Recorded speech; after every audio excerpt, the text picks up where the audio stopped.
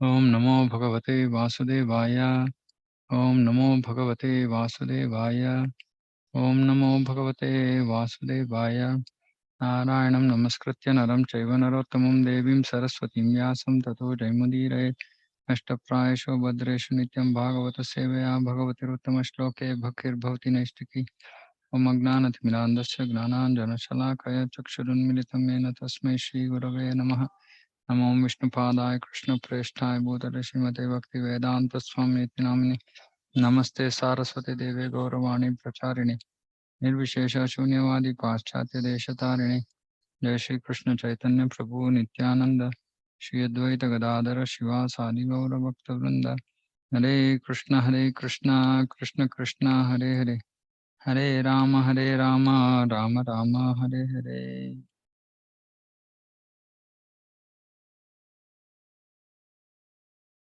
ಹರೇ ಕೃಷ್ಣ. ಸ್ಕಂದ 9 ಅಧ್ಯಾಯ 15. ಯೋಧನಾಗಿ ಪ್ರಭು ಪರಶುರಾಮಾವತಾರ. ಶುಕಮುನಿಗಳು ಮುಂದುವರಿಸಿದರು. ಹೇ ಪರೀಕ್ಷಿತ ಮಹಾರಾಜನೇ, ಪುರೂರವನು ಊರ್ವಶಿಯ ಗರ್ಭದಲ್ಲಿ 6 ಮಂದಿ ಪುತ್ರರಿಗೆ ಜನ್ಮ ಕೊಟ್ಟನು. ಆಯು, ಶ್ರುತಾಯು, ಸತ್ಯಾಯು, ರಯ, ವಿಜಯ ಮತ್ತು ಜಯ ಈ 6 ಮಂದಿ ಪುತ್ರರ ಹೆಸರುಗಳು. ವಸುಮಾನ್ ಶ್ರುತಾಯುವಿನ ಪುತ್ರನು, ಶ್ರುತಂಜಯ ಸತ್ಯಾಯುವಿನ ಪುತ್ರನು, ರಯನ ಪುತ್ರ ಏಕ, ಜಯನ ಪುತ್ರ ಅಮಿತ, ಭೀಮ ವಿಜಯನ ಪುತ್ರ, ಭೀಮನ ಪುತ್ರ ಕಾಂಚನ, ಹೋತ್ರಕ ಕಾಂಚನನ ಪುತ್ರ, ಹೋತ್ರಕನ ಪುತ್ರ ಜಹ್ನು. ಇವನು ಗಂಗಾ ನದಿಯ ನೀರೆಲ್ಲವನ್ನು ಒಂದೇ ಗುಟುಕಿನಲ್ಲಿ ಆಪೋಷಣ ತೆಗೆದುಕೊಂಡನು. ಅದಕ್ಕೆ ಅವಳಿಗೆ ಜಾಹ್ನವಿ ಅಂತ ಹೆಸರು ಬಂತು. ಪುರು ಜಹ್ನುವಿನ ಪುತ್ರ. ಪುರುವಿನ ಪುತ್ರ ಬಲಾಕ, ಅಜಕ. ಅಜಕ ಬಲಾಕನ ಪುತ್ರ. ಅಜಕನ ಪುತ್ರ ಕುಶ. ಕುಶನಿಗೆ ಕುಶಾಂಬು, ತನಯ, ವಸು ಮತ್ತು ಕುಶನಾಭ ಎಂಬ ಹೆಸರಿನ 4 ಪುತ್ರರಿದ್ದರು. ಗಾಧಿಯು ಕುಶಾಂಬುವಿನ ಪುತ್ರ. ಇವಾಗ ಈ ಗಾದಿ ಬಗ್ಗೆ ಸ್ವಲ್ಪ ವಿಷಯ ಇದೆ. ದೊರೆ ಗಾಧಿಗೆ ಸತ್ಯವತಿ ಎಂಬ ಮಗಳಿದ್ದಳು. ಋಚೀಕನೆಂಬ ಬ್ರಾಹ್ಮಣ ಋಷಿಯು ಸತ್ಯವತಿಯನ್ನು ಮದುವೆಯಾಗಲಿಚ್ಛಿಸಿದನು.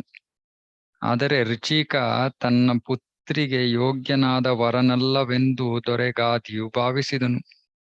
ಆದ್ದರಿಂದ ಅವನು ಬ್ರಾಹ್ಮಣನಿಗೆ ಹೀಗೆ ಹೇಳಿದನು: ಸ್ವಾಮಿ, ನಾನು ಕುಶ ವಂಶಜನು. ನಮ್ಮದು ಶ್ರೀಮಂತ ಕ್ಷತ್ರಿಯ ಕುಟುಂಬ. ನನ್ನ ಪುತ್ರಿಯ ಕೈ ಹಿಡಿಯಲು ನೀನು ಸ್ವಲ್ಪ ಕನ್ಯಾ ಶುಲ್ಕ ಕೊಡಬೇಕಾಗುವುದು.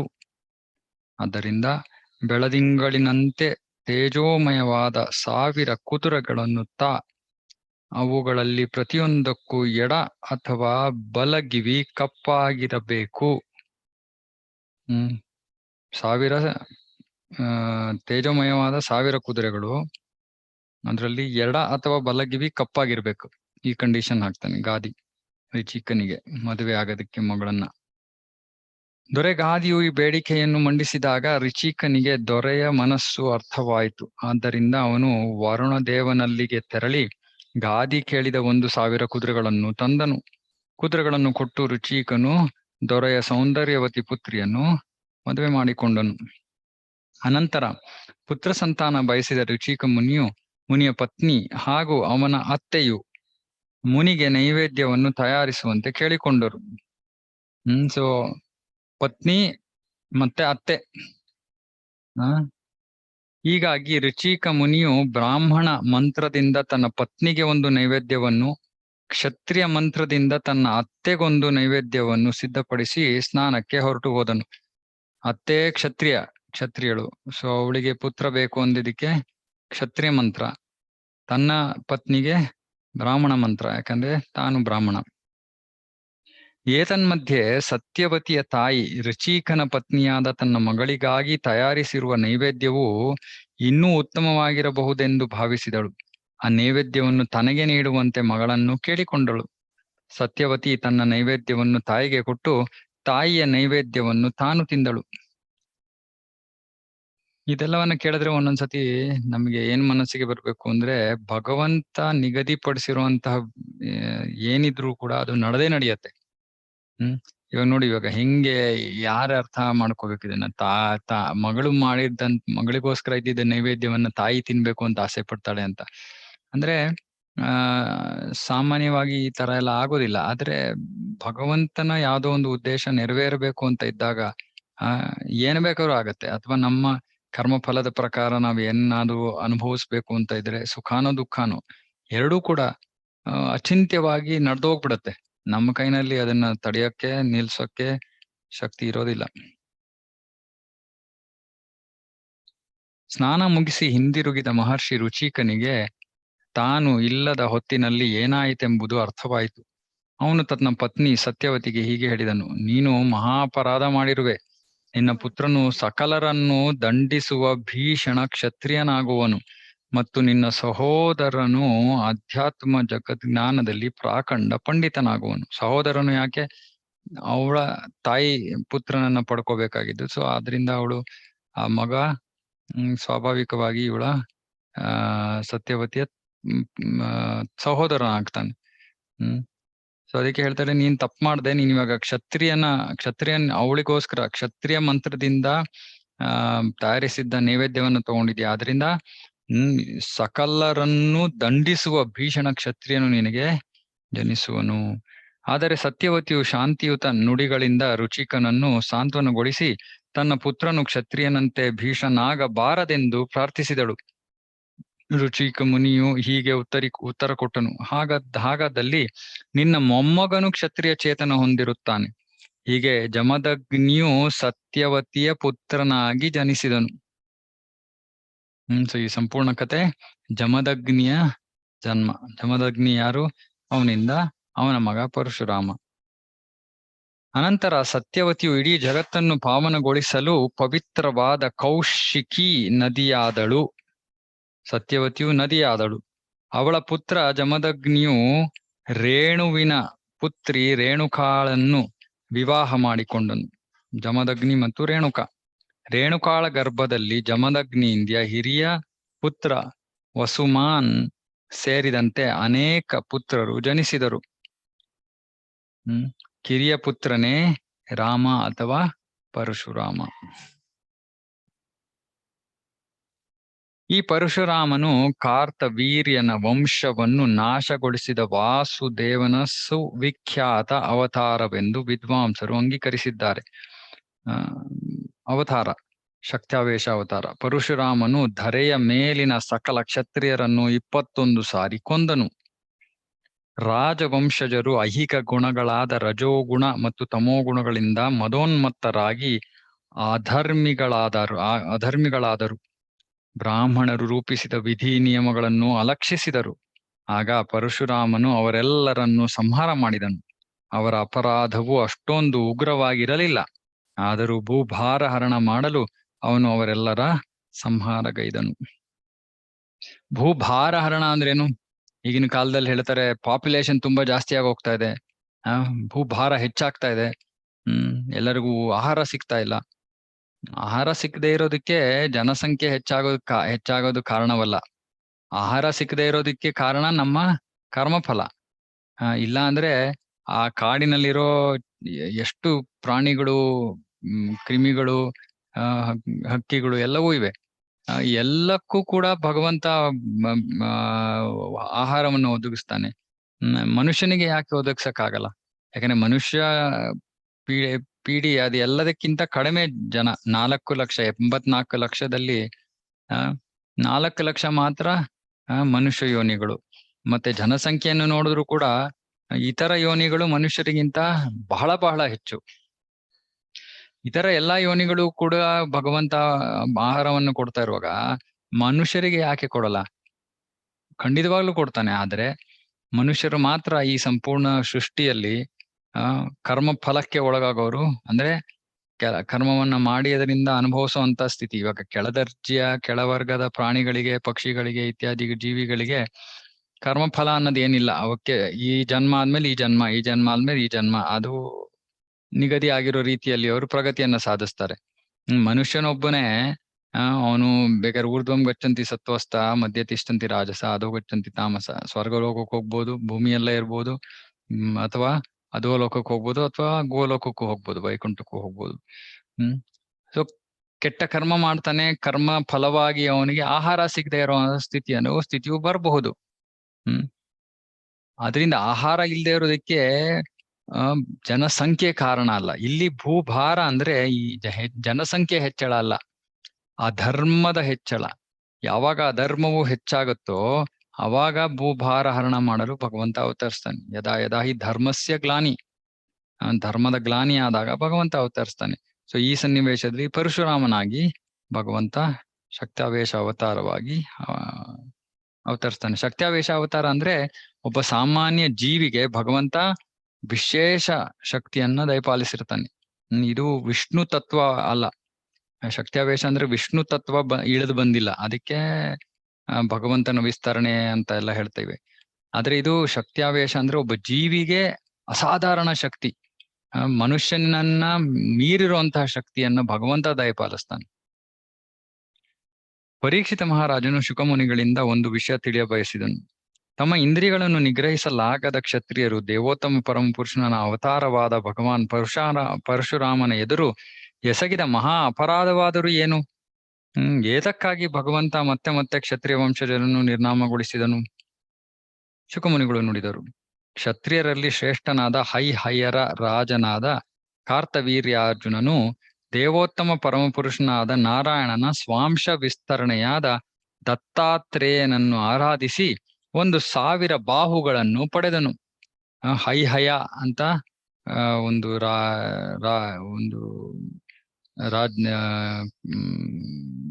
ಹೈಹಯರ ರಾಜನಾದ ಕಾರ್ತವೀರ್ಯಾರ್ಜುನ, ಕಾರ್ತವೀರ್ಯಾರ್ಜುನ ಅಂತ ಅವನ ಹೆಸರು. ಕ್ಷತ್ರಿಯರಲ್ಲಿ ಶ್ರೇಷ್ಠ, ಬಹಳ ಶ್ರೇಷ್ಠನಾಗಿದ್ದ ಅವನು. ಅವನೇನ್ ಮಾಡ್ತಾನೆ? ನಾರಾಯಣನ ಸ್ವ ಅಂಶ ವಿಸ್ತರಣೆಯಾದ ದತ್ತಾತ್ರೇಯನನ್ನ ಆರಾಧಿಸ್ತಾನ. ಅವನು ದತ್ತಾತ್ರೇಯನನ್ನ ಆರಾಧಿಸಿ ಅವನು 1000 ಬಾಹುಗಳನ್ನು ಪಡ್ಕೋತಾನೆ.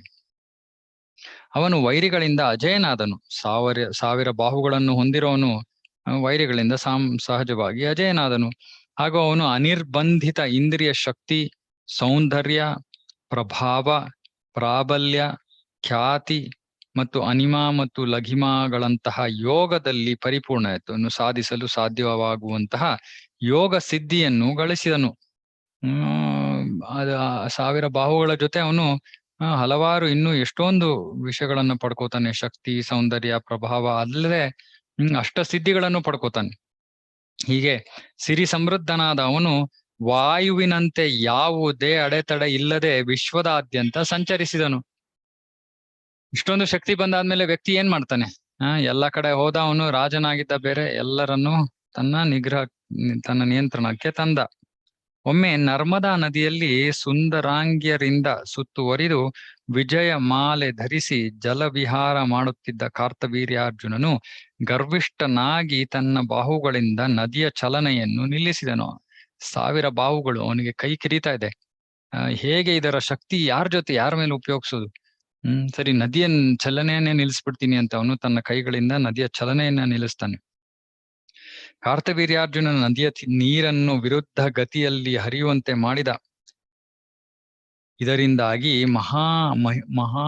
ಮಾಹಿಷ್ಮತಿ ನಗರದ ಸಮೀಪ ನರ್ಮದಾ ನದಿ ತೀರದಲ್ಲಿ ಸ್ಥಾಪಿಸಲಾಗಿದ್ದ ರಾವಣನ ಶಿಬಿರವು ಮುಳುಗಿ ಹೋಯಿತು. ಇದು ರಾಮಾಯಣದಲ್ಲೂ ಬರುತ್ತೆ. ರಾವಣ ಅಲ್ಲಿ ಬಂದಿರ್ತಾನೆ. ಅಲ್ಲಿ ಮಹಾಹಿಷ್ಮತಿ ಅಂತ ಒಂದು ಜಾಗ ಇರುತ್ತೆ, ಅದರ ಹತ್ರ ಒಂದು ಶಿಬಿರ ಹಾಕೊಂಡಿರ್ತಾನೆ. ಅಲ್ಲಿ ಅವನು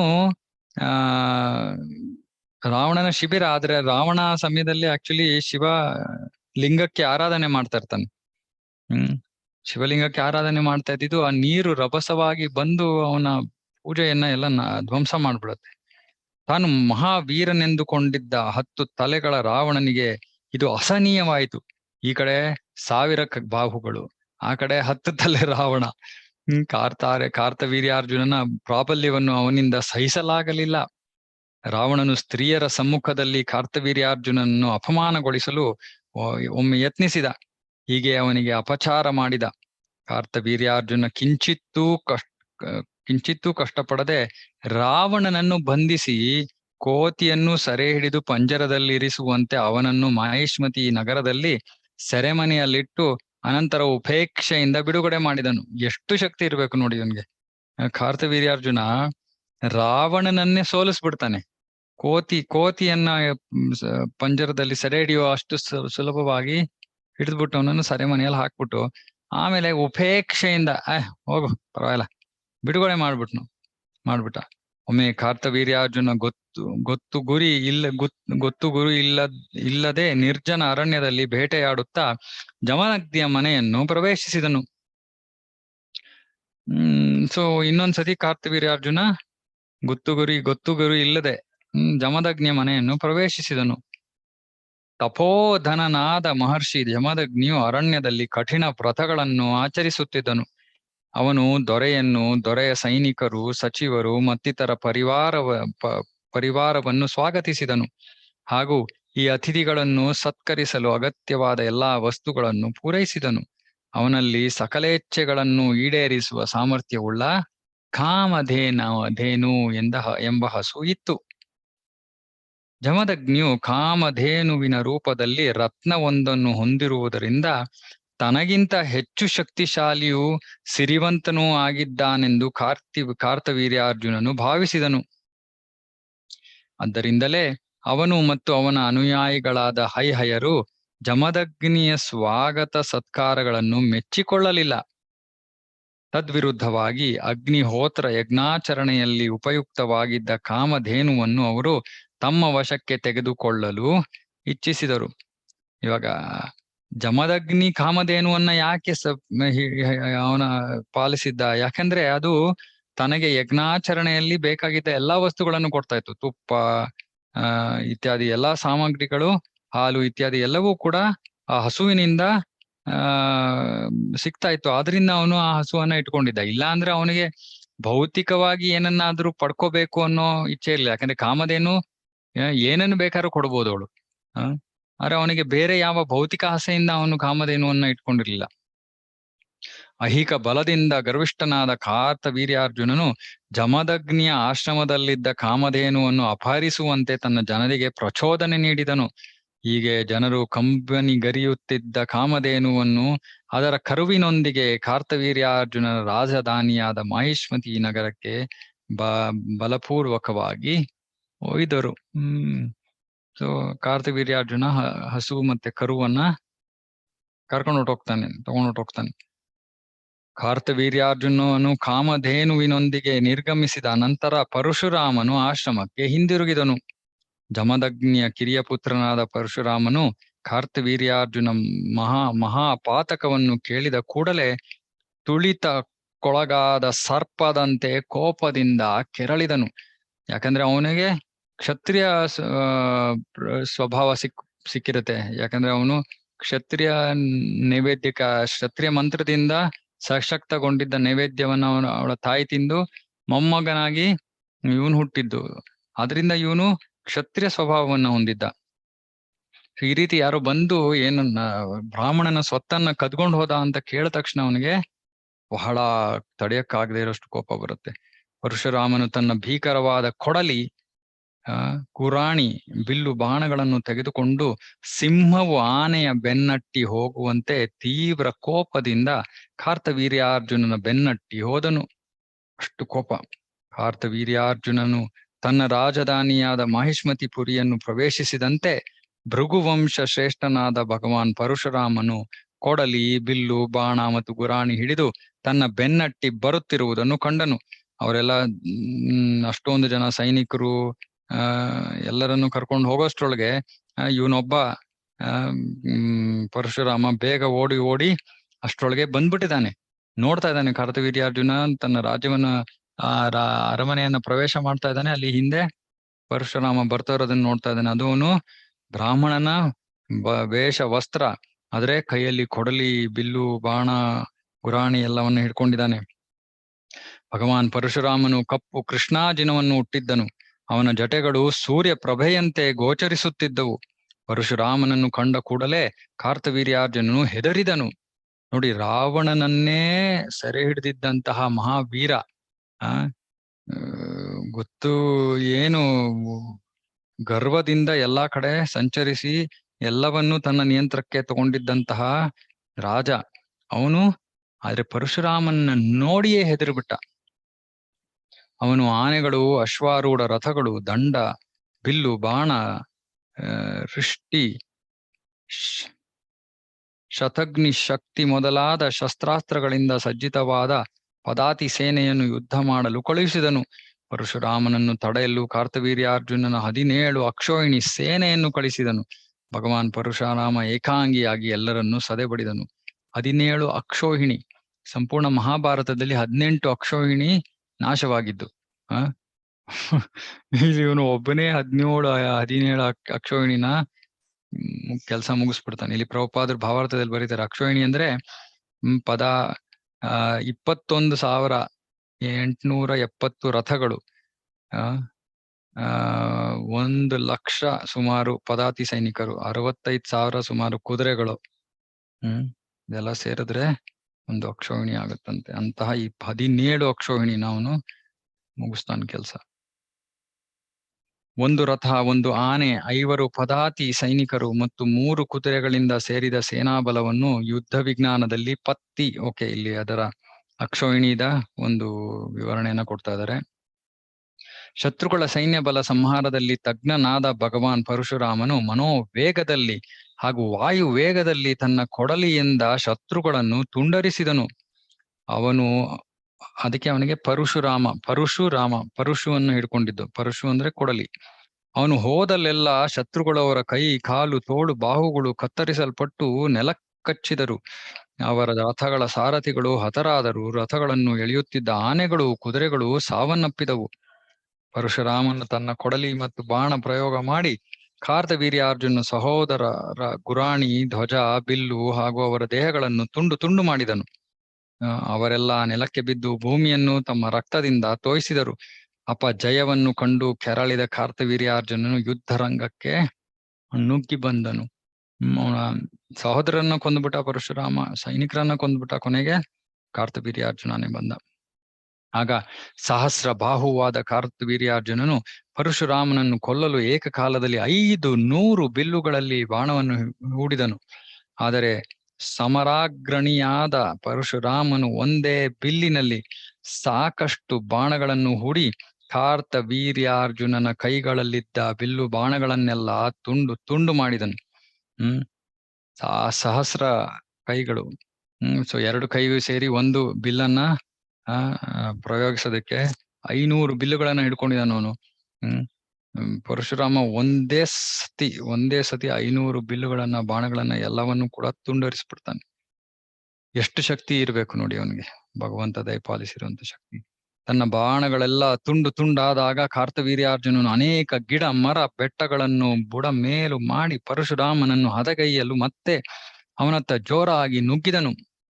ಆದರೆ ಪರಶುರಾಮನು ಬಲುಪರಾಕ್ರಮದಿಂದ ತನ್ನ ಕೊಡಲಿಯನ್ನು ಪ್ರಯೋಗಿಸಿ ಸರ್ಪದ ಹೆಡೆಯನ್ನು ಕೊಚ್ಚುವಂತೆ ಕಾರ್ತವೀರ್ಯಾರ್ಜುನನ ಬಾಹುಗಳನ್ನು ಕೊಚ್ಚಿ ಹಾಕಿದನು. 1000 ಕೈಗಳು ಹೋದವು. ಅನಂತರ ಪರಶುರಾಮನು ಆ ವೇಳೆಗಾಗಲೇ ತೋಳುಗಳು ಕತ್ತರಿಸಲ್ಪಟ್ಟಿದ್ದ ಕಾರ್ತವೀರ್ಯಾರ್ಜುನ ತಲೆಯನ್ನು, ಪರ್ವತದ ಶೃಂಗವನ್ನು ಕತ್ತರಿಸೋಪಾವಧಿಯಲ್ಲಿ ಕತ್ತರಿಸಿ ಹಾಕಿದನು. ತನ್ನ ತಂದೆಯ ಹತ್ಯೆಯಾಗುತ್ತಿರುವುದನ್ನು ಕಂಡ ಕಾರ್ತವೀರ್ಯಾರ್ಜುನನ 10,000 ಪುತ್ರರು ಭಯದಿಂದ ದಿಕ್ಕಾಪಾಲು ಓಡಿ ಹೋದರು. ಶತ್ರು ವಧೆ ಮಾಡಿದ ಪರಶುರಾಮನು ಕಾಮಧೇನುವನ್ನು ಬಂಧನ ಮುಕ್ತಗೊಳಿಸಿದನು. ಬಂಧನದಲ್ಲಿ ತೀವ್ರ ಯಾತನೆಯನ್ನು ಅನುಭವಿಸಿದ್ದ ಕಾಮಧೇನುವನ್ನು ಅದರ ಕರುವಿನ ಜೊತೆಗೆ ತನ್ನ ಮನೆಗೆ ಕರೆತಂದನು. ಮನೆಯಲ್ಲಿ ಕಾಮಧೇನುವನ್ನು ತಂದೆ ಜಮದಗ್ನಿಯವರ ವಶಕ್ಕೆ ಕೊಟ್ಟನು. ಪರಶುರಾಮನು ತಂದೆ ಮತ್ತು ಸಹೋದರರ ಎದುರು ತನ್ನ ಯುದ್ಧ ಸಾಹಸಗಳನ್ನು ವಿವರಿಸಿದನು. ಮಗನ ಸಾಹಸ ಕಾರ್ಯಗಳನ್ನು ಕೇಳಿದ ನಂತರ ಜಮದಗ್ನಿಯು ತನ್ನ ಪುತ್ರನನ್ನುದ್ದೇಶಿಸಿ ಈ ಕೆಳಗಿನಂತೆ ನುಡಿದನು. ಹೇ ಮಹಾವೀರನಾದ ನನ್ನ ಪ್ರಿಯ ಪುತ್ರ ಪರಶುರಾಮನೇ, ನೀನು ಅನಗತ್ಯವಾಗಿ ಎಲ್ಲಾ ದೇವತೆಗಳ ಮೂರ್ತಿ ಸ್ವರೂಪನಂತಿದ್ದ ದೊರೆಯನ್ನು ಸಂಹಾರ ಮಾಡಿದ್ದೀಯೆ. ಹೀಗೆ ನೀನು ಮಹಾ ಪಾಪ ಮಾಡಿರುವೆ. ನೋಡಿ, ಅವನಿಂದನೇ ಜಮದಗ್ನಿಯಿಂದ ಹಸುವನ್ನ ಕಿತ್ಕೊಂಡು ಹೋದ ಅವನು ಕಾರ್ತವೀರ್ಯಾರ್ಜುನ. ಅರೆ ಇಲ್ಲಿ ಜಮದಗ್ನಿ ಹೇಳ್ತಾನೆ, ನೀ ಅವನನ್ನ ಕೊಲ್ಲೋ ಅವಶ್ಯಕತೆ ಏನೂ ಇರ್ಲಿಲ್ಲ. ಅವನ್ ಕದ್ಕೊಂಡೋಗಿದ್ದೆ ಸರಿ. ಯಾಕಂದ್ರೆ ಅವನು ದೇವತೆಗಳ ಮೂರ್ತಿ ಸ್ವರೂಪ. ಎಲ್ಲಾ ದೇವತೆಗಳು ರಾಜನ ದೇಹದಲ್ಲಿ ನೆಲೆಸ್ತಾರೆ ಅಂತಾರೆ. ರಾಜನನ್ನ ನರದೇವ ಅಂತಾರೆ, ಭಗವಂತನ ಪ್ರತಿನಿಧಿ. ಅವನಂತಹ ಏನು ತಪ್ಪು ಮಾಡಿರ್ಲಿಲ್ಲ, ನೀನು ಅವನನ್ನು ಕೊಲ್ಲೋ ಅಷ್ಟು ಅವಶ್ಯಕತೆ ಇರ್ಲಿಲ್ಲ. ನನ್ನ ಪ್ರೀತಿಯ ಪುತ್ರನೇ, ನಾವೆಲ್ಲ ಬ್ರಾಹ್ಮಣರು. ನಮ್ಮಲ್ಲಿನ ಕ್ಷಮಾಗುಣದಿಂದಾಗಿ ಸಾಮಾನ್ಯ ಜನರ ದೃಷ್ಟಿಯಲ್ಲಿ ಪೂಜನೀಯರಾಗಿದ್ದೇವೆ. ಈ ಗುಣದಿಂದಾಗಿಯೇ ಬ್ರಹ್ಮಾಂಡದ ಪರಮ ಪ್ರಭು ಗುರುವಾದ ಬ್ರಹ್ಮನು ತನ್ನ ಸ್ಥಾನವನ್ನು ಸಾಧಿಸಿದನು. ಸೊ ಕ್ಷಮಾಶೀಲತೆ,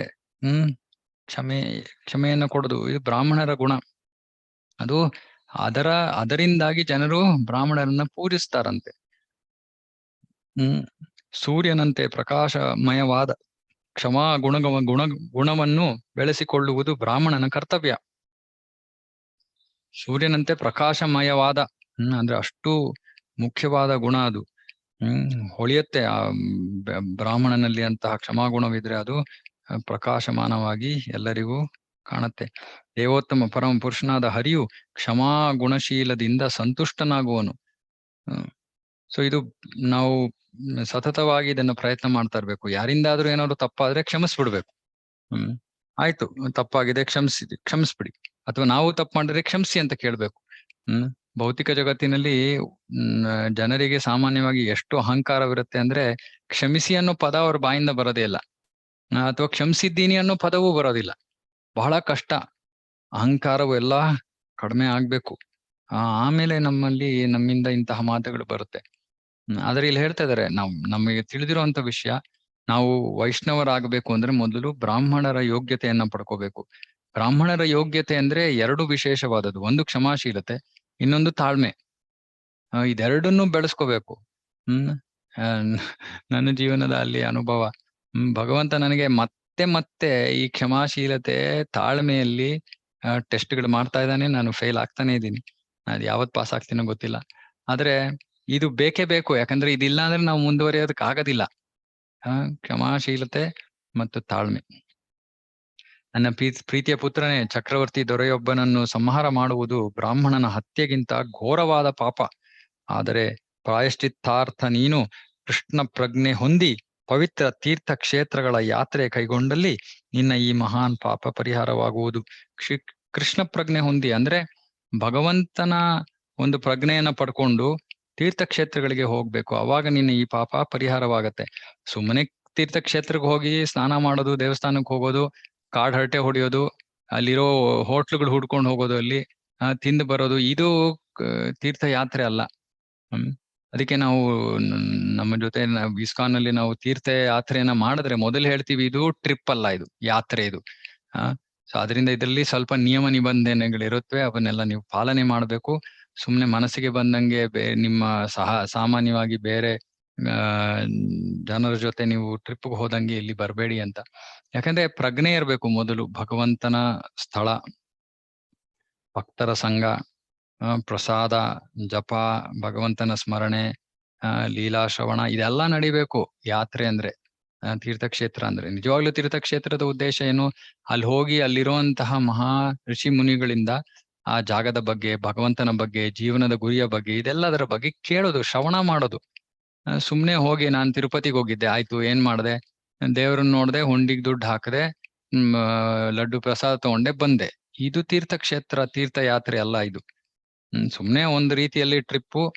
ಅದರಲ್ಲಿ ಮುಖ್ಯವಾದದ್ದು ಭಗವಂತ ಇರೋದ್ರಿಂದ ಅದು ಸ್ವಲ್ಪ ಆಧ್ಯಾತ್ಮಿಕರಿಸಲ್ಪಡುತ್ತೆ ಆ ಟ್ರಿಪ್ಪು. ಆದ್ರೆ ಪ್ರಜ್ಞೆ ಸಂಪೂರ್ಣವಾಗಿ ಭೌತಿಕವಾಗಿರುತ್ತೆ. ಆ ದೇವಸ್ಥಾನದಲ್ಲಿ ದೇವರನ್ನ ನೋಡೋ ತನಕ ಅಷ್ಟೇ, ಹೊರಗಡೆ ಬಂದ ತಕ್ಷಣ ಮತ್ತೆ ಮಾಮೂಲಿ ನಾಯ್ಬಾಲ ಡೊಂಕು. ಸೊ ಇಲ್ಲಿ ಹೇಳ್ತಾ ಇದ್ದಾನೆ, ನೀನು ಬ್ರಾಹ್ಮಣನ ಹತ್ಯೆಗಿಂತ ಘೋರವಾದ ಪಾಪ ಮಾಡಿದ್ಯಾ ಅಂತ. ಮುಂದುವರಿಸ್ತಾ ಮುಂದಿನ ಅಧ್ಯಾಯ. ಶುಕಮುನಿಗಳು ನುಡಿದರು, ಕುರುವಂಶದ ಪುತ್ರನಾದ ಪ್ರಿಯ ಪರೀಕ್ಷಿತ ಮಹಾರಾಜನೇ, ಪರಶುರಾಮನಿಗೆ ಅವನ ತಂದೆ ಆ ಆಜ್ಞೆ ಮಾಡಿದಾಗ ಕೂಡಲೇ ಅವನು ಒಪ್ಪಿಕೊಂಡನು. ಹಾಗೆ ಆಗಲಿ ಎಂದು ಹೇಳಿದನು. ಅವನು 1 ವರ್ಷ ಪೂರ್ತಿ ತೀರ್ಥಯಾತ್ರೆ ಮಾಡಿದನು. ಅನಂತರ ತನ್ನ ತಂದೆಯ ನಿವಾಸಕ್ಕೆ ಮರಳಿದನು. ಒಮ್ಮೆ ಜಮದಗ್ನಿಯ ಹೆಂಡತಿ ರೇಣುಕೆಯು ನೀರು ತರಲು ಗಂಗಾ ತೀರಕ್ಕೆ ಹೋದಳು. ಅಲ್ಲಿ ಗಂಧರ್ವ ರಾಜನನ್ನು ಕಂಡಳು. ಅವನು ಕಮಲದ ಹೂಗಳ ಮಾಲೆಯಿಂದ ಶೃಂಗರಿಸಿಕೊಂಡು ಗಂಗಾ ನದಿಯಲ್ಲಿ ಅಪ್ಸರೆಯರೊಂದಿಗೆ ಕ್ರೀಡಿಸುತ್ತಿದ್ದನು. ಅವಳು ಗಂಗಾ ನದಿಯಿಂದ ನೀರು ತರಲು ಹೋಗಿದ್ದಳು. ಆದರೆ ಗಂಧರ್ವರಾಜನಾದ ಚಿತ್ರರಥನು ಅಪ್ಸರೆಯರೊಂದಿಗೆ ಸರಸವಾಡುತ್ತಿರುವುದನ್ನು ಕಂಡಾಗ ಹೇಗೋ ಅವಳಿಗೂ ಅವನಲ್ಲಿ ಒಲವು ಉಂಟಾಯಿತು. ಹೇಗೋ, ಯಾಕಂದ್ರೆ ಇದು ಅಸಹಜವಾದದ್ದು. ಅಂತಹ ಮಹಾ ಋಷಿ ಜಮದಗ್ನಿ, ಅವಳ ಪತ್ನಿ ಅಂದ್ರೆ, ಅವನ ಪತ್ನಿ ಅಂದ್ರೆ ಅಷ್ಟು ಸಾಮಾನ್ಯವಾದ ಸ್ಥಾನವಲ್ಲ. ಅವಳಿಗೂ ಸಾಕಷ್ಟು ಆಧ್ಯಾತ್ಮಿಕ ಪ್ರಗತಿಯನ್ನು ಹೊಂದಿರುವಂತಹ ಜೀವಿ. ಆದ್ರೆ ಇಂತಹ ಒಬ್ಬ ಗಂಧರ್ವ ರಾಜನಿಂದ ಅವಳು ಹೇಗೆ ಆಕರ್ಷಿತಳಾದ್ಲು? ಭಗವಂತನ ಇಚ್ಛೆ. ಅವನಲ್ಲಿ ಹೇಗೋ ಅವಳಿಗೂ ಅವನಲ್ಲಿ ಒಲವು ಉಂಟಾಯ್ತು. ಹೋಮದ ಸಮಯ ಮೀರುತ್ತಿರುವುದು ಆಕೆಗೆ ಮರೆತು ಹೋಯಿತು. ಹೋಮಕ್ಕೆ ನೀರು ತಗೊಂಡು ಹೋಗಕ್ಕೆ ಬಂದಿದ್ದವಳು, ಆದ್ರೆ ಅವನನ್ನ ನೋಡಿ ಅಲ್ಲಿ ಸ್ವಲ್ಪ ಸಮಯ ವ್ಯರ್ಥವಾಗೋಯ್ತು. ಆಮೇಲೆ ರೇಣುಕೆಗೆ ಹೋಮದ ಸಮಯ ಮೀರಿ ಹೋದದ್ದು ಅರಿವಾಯಿತು. ತನ್ನ ಗಂಡನ್ನು ಶಾಪ ಕೊಟ್ಟಾನೆಂದು ಹೆದರಿದಳು. ಆದ್ದರಿಂದ ಅವಳು ಮರಳಿ ಬಂದು ನೀರ ಕೊಡವನ್ನು ಅವನ ಮುಂದಿಟ್ಟು ಸುಮ್ಮನೆ ಕೈ ಜೋಡಿಸಿ ನಿಂತಳು. ಏನು ಮಾಡ್ಲಿಲ್ಲ. ಮನಸ್ಸಿನಲ್ಲಿ ಆ ರೀತಿ ಒಂದು ಕ್ಷಣಕ್ಕೆ ಯೋಚನೆ ಬಂತು. ಮಹರ್ಷಿ ಜಮದಗ್ನಿಗೆ ತನ್ನ ಹೆಂಡತಿಯ ಮನಸ್ಸಿನಲ್ಲಿದ್ದ ವ್ಯಭಿಚಾರ ಭಾವನೆ ತಿಳಿಯಿತು. ಹಿಂದಿನ ಯುಗಗಳಲ್ಲಿ ಮನಸ್ಸಿನಲ್ಲೂ ಕೂಡ ಈ ರೀತಿ ಯೋಚನೆ ಮಾಡಕ್ಕೆ ಅವಕಾಶ ಇರ್ಲಿಲ್ಲ. ಅಂದ್ರೆ ಮಾಡಿದ್ರೆ ಅದು ಪಾಪ. ಕಲಿಯುಗದಲ್ಲಿ ಜನರು ಎಷ್ಟು ಪತಿತರೆಂದರೆ ಆ ಕರ್ಮಫಲ ಹೇಗೆ ಕೆಲಸ ಮಾಡುತ್ತೆ ಕಲಿಯುಗದಲ್ಲಿ? ಯೋಚನೆ, ಕೆಟ್ಟ ವಿಷಯಗಳ ಯೋಚನೆ ಮಾಡಿದ್ರೆ ಅದರ ಫಲ ಸಿಗಲ್ಲ. ಕೆಟ್ಟ ವಿಷಯಗಳನ್ನ ಕಾರ್ಯಗತಗೊಳಿಸ್ಬೇಕು. ಅವಾಗ ಅದರಿಂದ ಕರ್ಮಫಲ ಸಿಗುತ್ತೆ. ಮತ್ತೆ ಒಳ್ಳೆ ವಿಷಯಗಳನ್ನ ಸುಮ್ಮನೆ ಯೋಚನೆ ಮಾಡೋದ್ರಿಂದಾನೇ ಫಲ ಸಿಗುತ್ತೆ. ಅಷ್ಟು ನಮ್ಗೆ ರಿಯಾಯಿತಿ ಕೊಟ್ಬಿಟ್ಟಿದ್ದಾರೆ. ಯಾಕಂದ್ರೆ ಒಳ್ಳೆ ವಿಷಯಗಳ ಬಗ್ಗೆ ಕಲಿಯುಗದ ಜನರು ಯೋಚನೆ ಮಾಡಲ್ಲ ಅಂತ. ಸುಮ್ಮನೆ ಯೋಚನೆ ಮಾಡಿದ್ರೆ ನಮಗದ್ರಿಂದ ಪುಣ್ಯ ಫಲ ಸಿಗುತ್ತೆ. ಆದ್ರೆ ಕೆಟ್ಟ ಕೆಲಸಗಳನ್ನ ಸುಮ್ಮನೆ ಯೋಚನೆ ಮಾಡಿದ್ರೆ ಸಾಲದು, ಮಾಡಿದ್ರೇನೆ ಅದರಿಂದ ಫಲ ಸಿಗೋದು. ಆದ್ರೆ ಈ ಹಿಂದಿನ ಯುಗಗಳಲ್ಲಿ ಯೋಚನೆ ಮಾಡೋದು ಕೂಡ ಪಾಪ. ಈ ರೀತಿ ವ್ಯಭಿಚಾರ ಭಾವನೆ ತಿಳಿಯಿತು. ಆತನಿಗೆ ಬಹಳ ಕೋಪ ಬಂತು. ತನ್ನ ಮಕ್ಕಳಿಗೆ, ನನ್ನ ಪ್ರೀತಿಯ ಮಕ್ಕಳೇ, ಈ ಪಾಪಿ ಹೆಂಗಸನ್ನು ಕೊಲ್ಲಿ ಎಂದು ಆದೇಶಿಸಿದನು. ಆದರೆ ಮಕ್ಕಳು ಅವನ ಆಜ್ಞೆಯನ್ನು ಪಾಲಿಸಲಿಲ್ಲ. ಪಾಪಿ ಯಾಕಂದ್ರೆ ಇದು ಸಾಮಾನ್ಯವಾಗಿ ಯಾರು ಕೂಡ ಮಾಡೋದಿಲ್ಲ ಈ ರೀತಿ. ಸೊ ಅದು ಪಾಪದ ಒಂದು ಬೀಜ ಇತ್ತು ಅವಳಲ್ಲೆಲ್ಲೋ ಯಾವುದೋ ಕಾರಣಕ್ಕೆ. ಈ ಆಜ್ಞೆಯನ್ನು ಪಾಲಿಸದ ಸೋದರರನ್ನು, ಮಾನಸಿಕವಾಗಿ ವ್ಯಭಿಚಾರವನ್ನು ಕಟ್ಟಿಕೊಂಡ ತಾಯಿಯನ್ನು ಕೊಲ್ಲುವಂತೆ ಪರಶುರಾಮನಿಗೆ ಜಮದಗ್ನಿಯು ಆಜ್ಞೆ ಮಾಡಿದನು. ಸೋದರರೆಲ್ಲ ಸುಮ್ಮನೆ ಇದ್ದಾರೆ. ಸೊ ತಾಯಿಯನ್ನು ಕೊಂದು ಈ ಸೋದರು ನನ್ನ ಮಾತನ್ನ ಕೇಳದೇ ಇರೋಂತ ನಿನ್ನ ಸಹೋದರರನ್ನು ಕೊಂದು ಬಿಡುವಂತ ಜಮದಗ್ನಿ ಪರಶುರಾಮನಿಗೆ ಆಜ್ಞೆ ಮಾಡ್ತಾನೆ. ಆತ ಜಮದಗ್ನಿಯ ಕಿರಿಯ ಮಗ. ಧ್ಯಾನವನ್ನು ಮತ್ತು ತಪಶ್ಚರ್ಯನ್ನು ಅನುಷ್ಠಾನ ಮಾಡಿದ ತಂದೆಯ ಶಕ್ತಿಯನ್ನು ತಿಳಿದ ಪರಶುರಾಮನು ಕೂಡಲೇ ತನ್ನ ತಾಯಿಯನ್ನು, ಸೋದರನ್ನು ಕೊಂದನು. ಯಾಕಂದ್ರೆ ಅವನಿಗೆ ಗೊತ್ತಿತ್ತು, ಬಹಳ ಬುದ್ಧಿವಂತ. ತಂದೆ ಶಕ್ತಿ ಗೊತ್ತಿತ್ತು ಅವನಿಗೆ. ಮೊದಲು ಕೊಂದು ಬಿಡ್ತಾನೆ. ಸತ್ಯವತಿಯ ಮಗನಾದ ಜಮದಗ್ನಿಯು ಪರಶುರಾಮನ ಮೇಲೆ ತುಂಬಾ ಪ್ರಸನ್ನನಾದನು. ಅವನು ಬಯಸಿದ ವರವನ್ನು ಪಡೆಯುವಂತೆ ಹೇಳಿದನು. ಪರಶುರಾಮನು, ನನ್ನ ತಾಯಿ ಮತ್ತು ಅಣ್ಣಂದಿರು ಬದುಕಲಿ, ನಾನು ಅವರನ್ನು ಕೊಂದಿದ್ದು ಅವರಿಗೆ ನೆನಪಾಗದಿರಲಿ, ಇದೇ ನಾನು ಕೇಳುವ ವರ. ಎಂತಹ ಬುದ್ಧಿವಂತ ನೋಡಿ. ಆಜ್ಞೆಯನ್ನ ಪಾಲನೆನೂ ಮಾಡ್ದ, ಮತ್ತೆ ಅವರನ್ನ ವಾಪಸ್ಸು ಜೀವಂತವು ಕೂಡ ಮಾಡ್ದ. ಮತ್ತೆ ಅವ್ರಿಗೆ ನೆನಪಿರಬಾರ್ದು, ಗೊತ್ತಾಗ್ಬಾರ್ದು ಅವ್ರಿಗೆ ನಾನು ಕೊಂದಿರೋದು. ಅಂದ್ರೆ ಏನೋ ನಿದ್ದೆ ಮಾಡಿ ಎದ್ದಂಗೆ. ಆ ಬಳಿಕ ಪರಶುರಾಮನ ತಾಯಿ ಮತ್ತು ಅಣ್ಣಂದಿರು ಜಮದಗ್ನಿ ಅನುಗ್ರಹದಿಂದ ಬದುಕಿ ಬಂದರು. ಗಾಢ ನಿದ್ದೆಯಿಂದ ಎಚ್ಚರಗೊಂಡವರಂತೆ ಸಂತಸದಿಂದ ಎದ್ದರು. ಪರಶುರಾಮನಿಗೆ ತನ್ನ ತಂದೆಯ ಶಕ್ತಿ, ತಪಸ್ಸು, ವಿದ್ಯೆಗಳ ಪೂರ್ಣ ಅರಿವು ಇತ್ತು. ಅದಕ್ಕಾಗಿಯೇ ಆತನ ಆಜ್ಞೆಯನ್ನು ಪಾಲಿಸಿ ಅವನು ರಕ್ತ ಸಂಬಂಧಿಗಳನ್ನೇ ಕೊಂದಿದ್ದನು. ಪ್ರಿಯ ಪರೀಕ್ಷಿತ ರಾಜನೇ, ಕಾರ್ತವೀರ್ಯಾರ್ಜುನನ ಮಕ್ಕಳು ಪರಶುರಾಮನ ಸರ್ವಾತಿಶಯ ಶಕ್ತಿಗೆ ಮಣಿದಿದ್ದರು. ಅವರಿಗೆ ತಂದೆಯ ಕೊಲೆಯ ನೆನಪು ಸದಾ ಕಾಡುತ್ತಿದ್ದುದರಿಂದ ನೆಮ್ಮದಿಯೂ ದೊರೆಯದಾಯಿತು. ಒಮ್ಮೆ ಪರಶುರಾಮನು ವಸುಮಾನ್ ಮತ್ತು ಇತರ ಸಹೋದರರೊಂದಿಗೆ ಕುಟೀರವನ್ನು ಬಿಟ್ಟು ಕಾಡಿಗೆ ಹೋಗಿದ್ದನು. ಕಾರ್ತವೀರ್ಯಾರ್ಜುನನ ಮಕ್ಕಳು ಸೇಡು ತೀರಿಸಿಕೊಳ್ಳಲು ಇದೇ ತಕ್ಕ ಸಮಯವೆಂದು ಜಮದಗ್ನಿಯ ನಿವಾಸಕ್ಕೆ ಬಂದರು. ಕಾರ್ತವೀರ್ಯಾರ್ಜುನನ ಮಕ್ಕಳು ಪಾಪ ಕಾರ್ಯವನ್ನು ಎಸಗಲು ನಿಶ್ಚಯಿಸಿದ್ದರು. ಜಮದಗ್ನಿಯು ಯಜ್ಞಶಾಲೆಯಲ್ಲಿ ಕುಳಿತಿರುವುದನ್ನು ಕಂಡರು. ಉತ್ತಮ ಶ್ಲೋಕಗಳಿಂದ ಸ್ತುತನಾದ ದೇವೋತ್ತಮ ಪರಮ ಪುರುಷನನ್ನು ಆತ ಧ್ಯಾನಿಸುತ್ತಿದ್ದನು. ಆಗಲೇ ಅವರು ಅವನನ್ನು ಕೊಂದರು. ನಮ್ಗೆ ಮನಸ್ಸಿಗೆ ಯೋಚನೆ ಬರುತ್ತೆ, ಹೇಗೆ ದೇವೋತ್ತಮ ಪರಮ ಪುರುಷನ ಧ್ಯಾನದಲ್ಲಿ ಕೂತಿದ್ದಾನೆ, ಹೇಗೆ ತಾನೇ ಅವನನ್ನು ಕೊಲ್ಲಕ್ ಸಾಧ್ಯವಾಯ್ತು? ಅದಕ್ಕೆ ಈ ಭೌತಿಕ ಮತ್ತೆ ಆಧ್ಯಾತ್ಮಿಕ ಎರಡೂ ಬೇರೆ. ಅಂದ್ರೆ ಭೌತಿಕವಾಗಿ ಏನ್ ನಡಿಬೇಕೋ ನಡೆಯುತ್ತೆ, ಆದ್ರೆ ಆಧ್ಯಾತ್ಮಿಕ ಮುನ್ನಡೆಯನ್ನ ಯಾರೂ ತಡೆಯಕ್ಕಾಗಲ್ಲ. ಅವನು ಧ್ಯಾನದಲ್ಲಿ ಇದ್ದು, ಧ್ಯಾನದಲ್ಲಿ ಪ್ರಾಣವನ್ನ ಬಿಟ್ರೆ ಆಧ್ಯಾತ್ಮಿಕ ಜಗತ್ತಿಗೆ ಹೋಗಿರ್ತಾನೆ. ಸೊ ಯಾವ ರೀತಿ ಸಾವನ್ನ ಅಪ್ಪಿದ ಅನ್ನೋದು ಮುಖ್ಯವಲ್ಲ, ಪ್ರಜ್ಞೆ ಏನಿತ್ತು ಅನ್ನೋದು ಮುಖ್ಯ. ಪರಶುರಾಮನ ತಾಯಿಯೂ ಜಮದಗ್ನಿಯ ಹೆಂಡತಿಯೂ ಆದ ರೇಣುಕೆಯು ತನ್ನ ಗಂಡನ ಜೀವ ಉಳಿಸುವಂತೆ ಕರುಣಾಜನಕವಾಗಿ ಬೇಡಿಕೊಂಡಳು. ಆದರೆ ಕ್ಷತ್ರಿಯ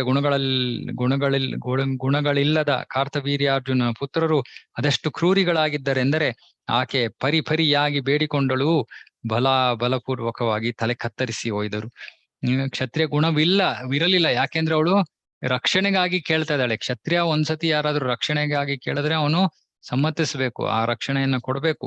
ಆದ್ರೆ ಅವರು ಆ ದಯೆ ಇರ್ಲಿಲ್ಲ, ಅವರಲ್ಲಿ ಕ್ಷತ್ರಿಯ ಗುಣ ಇರ್ಲಿಲ್ಲ. ಈಗಿನ ಕಾಲದಲ್ಲಿ ಕ್ಷತ್ರಿಯ ಗುಣ ಅಂದ್ರೆ ಸುಮ್ನೆ ಸಿಕ್ಕಿದ್ದೆಲ್ಲ ಹೊಡೆದು ಇಷ್ಟ ಬಂದಂಗೆ ರೌಡಿಗಳ ತರ ಇರೋದು ಅಂತ ಅಲ್ಲ. ಕ್ಷತ್ರಿಯರು ಅಂದ್ರೆ ಧರ್ಮದ ಪಾಲನೆ ಮಾಡೋರು, ಧರ್ಮವನ್ನ ಎತ್ತಿಡಿಯೋರು. ಧರ್ಮದ ಪಾಲನೆ ಅಂದ್ರೆ ಅದಕ್ಕೆ ನಿದ್ದೆ ಮಾಡ್ತಾ ಇರೋರು, ಯಾರು ಅಸ್ತ್ರವನ್ನ ಹೊಂದಿರಲ್ವೋ ಅಥವಾ ಯುದ್ಧ ಭೂಮಿಯಿಂದ ನಿರ್ಗಮಿಸ್ತಾ ಇರೋರು ಅಂತವ್ರನ್ನ ಕೊಲ್ಲೋದಿಲ್ಲ. ಧರ್ಮವನ್ನ ಅನುಸರಿಸ್ತಾರೆ. ಅತ್ಯಂತ ಸಾಧ್ವಿಯಾದ ರೇಣುಕೆಯು ಗಂಡ ಸತ್ತ ದುಃಖದಿಂದ ತನಗೆ ತಾನೇ ಹೊಡೆದುಕೊಳ್ಳುತ್ತಾ ತೀವ್ರವಾಗಿ ಶೋಕಿಸಿದಳು. ರಾಮ ರಾಮ ಎನ್ನುತ್ತಾ ತುಂಬಾ ಜೋರಾಗಿ ಆಕ್ರಂದನ ಮಾಡಿದಳು. ಪರಶುರಾಮ ಮತ್ತು ಇತರ ಜಮದಗ್ನಿ ಸುತರು ಮನೆಯಿಂದ ಬಹಳ ದೂರದಲ್ಲಿದ್ದರು. ಆದರೂ ರೇಣುಕೆಯು ಹೇ ರಾಮ ಮಗನೇ ಎಂದು ಜೋರಾಗಿ ಕೂಗಿಕೊಳ್ಳುತ್ತಿರುವುದನ್ನು ಕೇಳಿದೊಡನೆ ಆತುರದಿಂದ ಆಶ್ರಮಕ್ಕೆ ಮರಳಿದರು. ಅಲ್ಲಿ ಆಗಲೇ ತಂದೆಯು ಕೊಲೆಯಾದುದನ್ನು ಕಂಡರು. ವಾಸ್ತವಿಕವಾಗಿ ದುಃಖ, ಕ್ರೋಧ, ಜುಗುಪ್ಸೆ, ವ್ಯಥೆ, ಶೋಕಗಳಿಂದ ದಿಗ್ಭ್ರಾಂತರಾಗಿ ಜಮದಗ್ನಿಸುತರು ಅತ್ತರು. ಅತ್ಯಂತ ಧಾರ್ಮಿಕನೂ ಸತ್ಪುರುಷನೂ ಆದ ತಂದೆ, ನೀನು ನಮ್ಮನ್ನು ತೊರೆದು ಸ್ವರ್ಗಲೋಕಕ್ಕೆ ಹೋದೆಯಲ್ಲ. ಹೀಗೆ ಶೋಕಿಸಿ ಪರಶುರಾಮನು ತಂದೆಯ ಹೆಣವನ್ನು ತನ್ನ ಸಹೋದರಿಗೆ ಒಪ್ಪಿಸಿದನು. ತಾನು ಸ್ವಯಂ ಕೊಡಲಿಯನ್ನು ಹಿಡಿದು ಭೂಮಂಡಲದಲ್ಲಿರುವ ಕ್ಷತ್ರಿಯರನ್ನೆಲ್ಲ ಕೊನೆಗಾಣಿಸಲು ನಿಶ್ಚಯಿಸಿದನು. ರಾಜನೇ, ಪರಶುರಾಮನು ಮಾಹಿಷ್ಮತಿಗೆ ಹೋದನು. ಬ್ರಾಹ್ಮಣ ವಧೆಯ ಪಾಪದಿಂದಾಗಿ ಅದು ಆಗಲೇ ಕಳೆಗುಂದಿತ್ತು. ಆಗ ಆ ನಗರದ ಮಧ್ಯದಲ್ಲಿ ಕಾರ್ತವೀರ್ಯಾರ್ಜುನ ಮಕ್ಕಳ ತಲೆ ಕತ್ತರಿಸಿ ಬೆಟ್ಟದೋಪಾದಿಯಲ್ಲಿ ರಾಶಿ ಹಾಕಿದನು. ಈ ಮಕ್ಕಳ ದೇಹದಿಂದ ಹರಿಯುವ ರಕ್ತದಿಂದ ಪರಶುರಾಮನು ಭಯಂಕರ ನದಿಯನ್ನೇ ಸೃಷ್ಟಿಸಿದನು. ಬ್ರಾಹ್ಮಣ ಸಂಸ್ಕೃತಿಯಲ್ಲಿ ಗೌರವವಿಲ್ಲದ ರಾಜರು ಇದನ್ನು ಕಂಡು ಬಹಳ ಹೆದರಿಕೊಂಡರು. ಕ್ಷತ್ರಿಯರು ಅಂದರೆ ಆಡಳಿತದ ಅಧಿಕಾರವುಳ್ಳವರು ಪಾಪ ಕಾರ್ಯಗಳನ್ನು ಎಸಗುತ್ತಿದ್ದರು.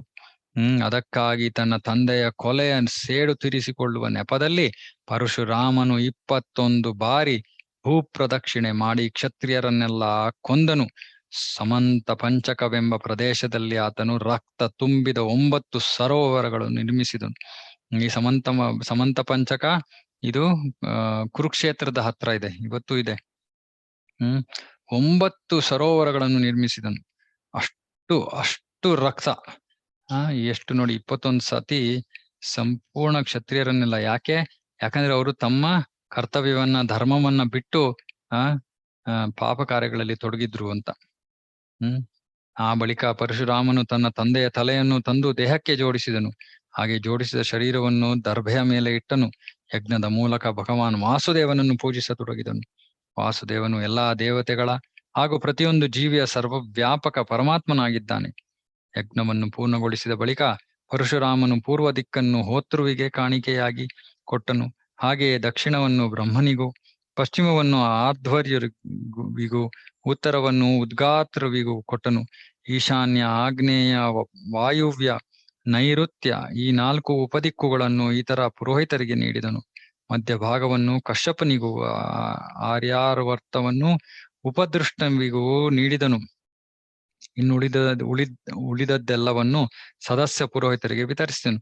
ಸಂಪೂರ್ಣ, ಯಾಕಂದ್ರೆ ಅವನು ಕಾರ್ತವೀರ್ಯಾರ್ಜುನನ ಎಲ್ಲಾ ಮಕ್ಕಳಿಗೂ ಎಲ್ಲರನ್ನೂ ಸಂಹಾರ ಮಾಡಿದ್ದನ್ನು ಸಂಪೂರ್ಣ ಅವನ ರಾಜ್ಯ ಎಲ್ಲ ಅವನಿಗೆ ಸಿಕ್ತು. ಎಲ್ಲವನ್ನು ದಾನ ಮಾಡ್ಬಿಡ್ತಾನೆ. ಯಜ್ಞದ ಆಚರಣೆಗಳಲ್ಲೆಲ್ಲ ಮುಗಿದ ಬಳಿಕ ಪರಶುರಾಮನು ಅವಭೃತ ಸ್ನಾನವನ್ನು ಮಾಡಿದನು. ಸರಸ್ವತಿ ಮಹಾನದಿಯ ತೀರದಲ್ಲಿ ನಿಂತು ಸಕಲ ಪಾಪಗಳನ್ನು ತೊಳೆದುಕೊಂಡನು. ಆಗ ಪರಶುರಾಮನು ಮೋಡವಿಲ್ಲದ ಆಗಸದಲ್ಲಿ ಸೂರ್ಯನಂತೆ ತೋರಿದನು. ತನ್ನ ಪಾಪವನ್ನೆಲ್ಲ ಕಳ್ಕೊಂಡ್ಬಿಡ್ತಾನೆ. ಹೀಗೆ ಪರಶುರಾಮ ಪೂಜಿತನಾದ ಜಮದಗ್ನಿಯು ಜೀವವನ್ನು ಸಕಲ ಸ್ಮೃತಿಯನ್ನು ಪಡೆದನು. ಸಪ್ತರ್ಷಿ ಮಂಡಲದ 7 ಋಷಿಗಳಲ್ಲಿ ತಾನು ಒಬ್ಬನಾದನು. ಜಮದಗ್ನಿ ಪ್ರಾಣವನ್ನ ಮತ್ತೆ ವಾಪಸ್ ಪಡ್ಕೊಂಡು ಸಪ್ತರ್ಷಿಗಳಲ್ಲಿ ಒಬ್ಬನಾಗ್ತಾನೆ. ಪ್ರಿಯ ಪರೀಕ್ಷಿತ ರಾಜನೇ, ಜಮದಗ್ನಿ ಸುತ ಅರವಿಂದಾಕ್ಷ ದೇವೋತ್ತಮ ಪರಂ ಪುರುಷರಾಮನು ಮುಂದಿನ ಮನ್ವಂತರದಲ್ಲಿ ವೈದಿಕ ಜ್ಞಾನದ ಮಹಾ ಪ್ರತಿಪಾದಕನಾಗಿ ಇರುವನು. ಬೇರೆ ಮಾತುಗಳಲ್ಲಿ ಹೇಳುವುದಾರೆ, ಅವನು ಸಪ್ತ ಋಷಿಗಳಲ್ಲಿ ಒಬ್ಬನಾಗಿ ಇರುವನು. ಪರಶುರಾಮ ಮುಂದಿನ ಮನ್ವಂತರದಲ್ಲಿ ಅವನು ಕೂಡ ಸಪ್ತರ್ಷಿಗಳಲ್ಲಿ ಒಬ್ಬನಾಗ್ತಾನೆ. ಮಹೇಂದ್ರ ಪರ್ವತ ಪ್ರದೇಶದಲ್ಲಿ ಪರಶುರಾಮನು ಪ್ರಾಜ್ಞ ಬ್ರಾಹ್ಮಣನಾಗಿ ಈಗಲೂ ಬದುಕಿದ್ದಾನೆ. ಆತನು ಕ್ಷತ್ರಿಯರ ಸಕಲ ಆಯುಧಗಳನ್ನು ತ್ಯಜಿಸಿ ಪೂರ್ಣವಾಗಿ ತೃಪ್ತನಾಗಿದ್ದಾನೆ. ಸಿದ್ಧ, ಚಾರಣ, ಗಂಧರ್ವರು ಅವನ ಉನ್ನತ ಚಾರಿತ್ರ್ಯವನ್ನು, ಕಾರ್ಯಗಳನ್ನು ಹಾಡಿ ಹೊಗಳಿ ಸದಾ ಆರಾಧಿಸುತ್ತಾರೆ. ಈ ಮಹೇಂದ್ರದ ಪರ್ವತದಲ್ಲೇ ಇದ್ದಾಗ್ಲೇ ಅವನು ರಾಮನನ್ನ ಎದುರಿಸೋದಕ್ಕೆ ಬರ್ತಾನೆ. ರಾಮ ಕಥೆಯನ್ನು ಹೇಳಿದ್ವಲ್ಲ. ಹೀಗೆ ಪರಮಾತ್ಮನು, ದೇವೋತ್ತಮ ಪರಮ ಪುರುಷನು, ಪರಮ ನಿಯಾಮಕನೂ ಆದ ಭಗವಂತನು ಭೃಗುವಂಶದಲ್ಲಿ ಅವತಾರವೆತ್ತಿ ಬಂದಿದ್ದಾನೆ. ಅನಪೇಕ್ಷಿತ ರಾಜರನ್ನು ಅನೇಕ ಬಾರಿ ಕೊಂದು ಭೂಭಾರವನ್ನು ಕಳೆದಿದ್ದಾನೆ. ಗಾದಿ ಮಹಾರಾಜನ ಮಗನಾದ ವಿಶ್ವಾಮಿತ್ರನು ಬೆಂಕಿಯ ಜ್ವಾಲೆಯಂತೆ ಮಹಾ ತೇಜಸ್ವಿ. ಗಾದಿಯ ಕಥೆ ಮುಂದುವರಿತಾ ಇದೆ ಇವಾಗ. ಯಾಕಂದ್ರೆ ಅವನ ಒಬ್ಳು ಮಗಳು ಸುಮತಿ, ಅವನ ರುಚಿಕನ ಪತ್ನಿ. ಅಲ್ಲಿಂದ ನಾವು ಶುರು ಮಾಡಿದ್ವಿ ಕತೆ ಅಲ್ವಾ. ಇವಾಗ ಗಾದಿಯ ಪುತ್ರ ಸತ್ಯವತಿ ಮಗಳಾಗಿದ್ದು, ಆ ಸತ್ಯವತಿಯ ಪತಿ ರುಚಿಕ, ಅಲ್ಲಿಂದ ಪರಶುರಾಮ ಹೇಗೆ ಬಂದ, ಜಮದಗ್ನಿ ಪರಶುರಾಮ, ಅದೆಲ್ಲ ಆಯ್ತು. ಇವಾಗ ಇನ್ನೊಬ್ಬ ಮಗ ವಿಶ್ವಾಮಿತ್ರ ಬೆಂಕಿಯ ಜ್ವಾಲೆಯಂತೆ ಮಹಾ ತೇಜಸ್ವಿ. ಆತನು ತಪಸ್ಸನ್ನು, ವ್ರತಗಳನ್ನು ಆಚರಿಸಿ ಕ್ಷತ್ರಿಯ ಸ್ಥಾನದಿಂದ ಶಕ್ತಿ ಸಂಪನ್ನ ಬ್ರಾಹ್ಮಣ ಸ್ಥಾನಕ್ಕೆ ಏರಿದ್ದಾನೆ. ಇದು ಕೂಡ ರಾಮಾಯಣದಲ್ಲಿ ಇದರ ಬಹಳ ವಿವರಣೆ ಇದೆ. ಸೊ ಅವನು ಕ್ಷತ್ರಿಯನಾಗಿರ್ತಾನೆ, ಆದ್ರೆ ಅವನು ಬ್ರಾಹ್ಮಣ ಸ್ಥಾನವನ್ನು ಪಡಿತಾನೆ. ಪರೀಕ್ಷಿತ ರಾಜನೇ, ವಿಶ್ವಾಮಿತ್ರನಿಗೆ 101 ಮಕ್ಕಳಿದ್ದರು. ಅವರಲ್ಲಿ ಮಧ್ಯದವನಿಗೆ ಮಧುಚ್ಛಂದ ಎಂದು ಹೆಸರು. ಅವನಿಗೆ ಸಂಬಂಧಿಸಿದ ಇತರ ಮಕ್ಕಳು ಮಧುಚ್ಛಂದಸರೆಂದೇ ಪ್ರಖ್ಯಾತರಾದರು. ಶುನಶೇಪನು ಆ ಅಜೀಗರ್ತನ ಮಗ, ಭೃಗು ವಂಶದಲ್ಲಿ ಹುಟ್ಟಿದವನು. ಅವನಿಗೆ ದೇವರಾತ ಎಂಬ ಹೆಸರು ಇದೆ. ಅವನನ್ನು ವಿಶ್ವಾಮಿತ್ರನು ತನ್ನ ಮಗನಾಗಿ ಸ್ವೀಕರಿಸಿದನು.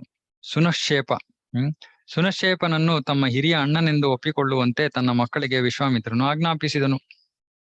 ಹರಿಶ್ಚಂದ್ರ ರಾಜನ ಯಜ್ಞದಲ್ಲಿ ಮನುಷ್ಯ ಪಶುವಾಗಿ ಬಲಿ ಕೊಡಲು ಶುನಶೇಪನನ್ನು ಅವನ ತಂದೆ ಮಾರಿದ್ದನು. ಶುನಶೇಪನನ್ನು ಯಜ್ಞ ವೇದಿಕೆಗೆ ಕರೆತಂದಾಗ ಆತ ತನ್ನ ವಿಮೋಚನೆಗಾಗಿ ದೇವತೆಗಳನ್ನು ಪ್ರಾರ್ಥಿಸಿದನು. ದೇವತೆಗಳ ಕೃಪೆಯಿಂದ ಬಿಡುಗಡೆ ಪಡೆದನು.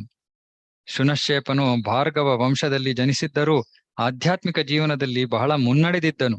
ಆದ್ದರಿಂದ ಆ ಯಜ್ಞದಲ್ಲಿ ಪಾಲ್ಗೊಂಡ ದೇವತೆಗಳು ಅವನನ್ನು ರಕ್ಷಿಸಿದರು. ತತ್ಪರಿಣಾಮವಾಗಿ ಗಾದಿಯ ವಂಶನೆಂದೂ ಪ್ರಖ್ಯಾತನಾದನು, ದೇವರಾಥನೆಂದೂ ಹೆಸರಾದನು. ಶುನಶೇಪನನ್ನು ಹಿರಿಯ ಅಣ್ಣನೆಂದು ಒಪ್ಪಿಕೊಳ್ಳಬೇಕೆಂದು ವಿಶ್ವಾಮಿತ್ರನು ತನ್ನ ಮಕ್ಕಳಿಗೆ ಹೇಳಿದನು. ಆದರೆ ಮಧುಚ್ಛಂದನ 50 ಅಣ್ಣಂದಿರು ಅದನ್ನು ಒಪ್ಪಲಿಲ್ಲ. ಅದರಿಂದ ವಿಶ್ವಾಮಿತ್ರನು ಕ್ರುದ್ಧನಾಗಿ ಅವರನ್ನು ಶಪಿಸಿದನು. ದುರ್ಜನರಾದ ನೀವು ವೈದಿಕ ಸಂಸ್ಕೃತಿಯ ವಿರೋಧಿಗಳಾದ ಮ್ಲೇಚ್ಛರಾಗಿ. ಇವಾಗ ವಿಶ್ವಾಮಿತ್ರರ 100 ಮಕ್ಕಳಲ್ಲಿ ಮಧ್ಯದವನು ಮಧುಚ್ಛಂದ.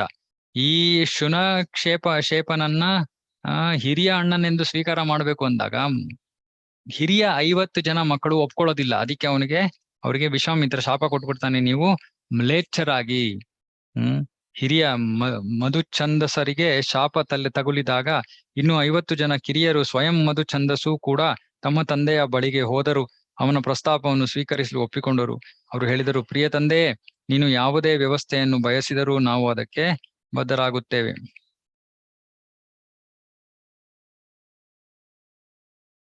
ಹೀಗೆ ಕಿರಿಯ ಮಧುಚ್ಛಂದಸರು ಶುನಶೇಪನನ್ನು ತಮ್ಮ ಹಿರಿಯ ಅಣ್ಣನೆಂದು ಒಪ್ಪಿಕೊಂಡರು. ನಿನ್ನ ಆಜ್ಞೆಯನ್ನು ನಾವು ಪಾಲಿಸುವೆವು ಎಂದು ಅವನಿಗೆ ಹೇಳಿದರು. ಆಗ ವಿಶ್ವಾಮಿತ್ರನು ತನ್ನ ವಿಧೇಯರಾದ ಪುತ್ರರಿಗೆ ಹೇಳಿದನು, ನೀವು ಶುನಶೇಪನನ್ನು ಅಣ್ಣನೆಂದು ಒಪ್ಪಿಕೊಂಡಿದ್ದರಿಂದ ನನಗೆ ಬಹಳ ತೃಪ್ತಿಯಾಗಿದೆ. ನನ್ನ ಆಜ್ಞೆಯನ್ನು ಪಾಲಿಸುವುದರ ಮೂಲಕ ನೀವು ನನ್ನನ್ನು ಉತ್ತಮ ಮಕ್ಕಳುಳ್ಳ ತಂದೆಯನ್ನಾಗಿ ಮಾಡಿದ್ದೀರಿ. ಆದ್ದರಿಂದ ನೀವು ಉತ್ತಮ ಮಕ್ಕಳುಳ್ಳ ತಂದೆಯರಾಗುವಂತೆ ಹರಸುತ್ತೇನೆ. ವರ ಕೊಡ್ತಾನೆ. ವಿಶ್ವಾಮಿತ್ರನು ಕುಶಕರೇ ಕೌಶಿಕನ ವಂಶಜರು. ಈ ದೇವರಾತನು ನನ್ನ ಮಗ, ನಿಮ್ಮಲ್ಲಿ ಒಬ್ಬನು. ಅವನ ಆಜ್ಞೆಯನ್ನು ಪಾಲಿಸಿ ಎಂದು ಹೇಳಿದನು. ಪರೀಕ್ಷಿತ ರಾಜನೇ, ವಿಶ್ವಾಮಿತ್ರನಿಗೆ ಅಷ್ಟಕ, ಹಾರಿತ, ಜಯ, ಕೃತಮಾನ್ ಮುಂತಾದ ಇತರ ಅನೇಕ ಮಕ್ಕಳಿದ್ದರು. ವಿಶ್ವಾಮಿತ್ರನು ತನ್ನ ಕೆಲವು ಮಕ್ಕಳನ್ನು ಶಪಿಸಿದನು, ಇತರರನ್ನು ಅನುಗ್ರಹಿಸಿದನು. ಆತನು ಮಗನೊಬ್ಬ ದತ್ತ ಸ್ವೀಕಾರವನ್ನು ಮಾಡಿದನು. ಹಾಗಾಗಿ ಕೌಶಿಕ ಗೋತ್ರದಲ್ಲಿ ನಾನಾ ಶಾಖೆಗಳಿವೆ. ಆದರೆ ಎಲ್ಲಾ ಮಕ್ಕಳಲ್ಲಿ ದೇವರಾತನನ್ನೇ ಅತ್ಯಂತ ಹಿರಿಯನೆಂದು ಪರಿಗಣಿಸಲಾಗಿದೆ. ಓಕೆ, ಸೊ ಇವಾಗ ಇದ್ರ ಜೊತೆ ಪರಶುರಾಮನ ಕತೆ ಮುಗೀತು. ಮತ್ತೆ ಸ್ವಲ್ಪ ವಿಶ್ವಾಮಿತ್ರರ ಬಗ್ಗೆನೂ ನಾವು ಶ್ರವಣ ಮಾಡಿದ್ವಿ.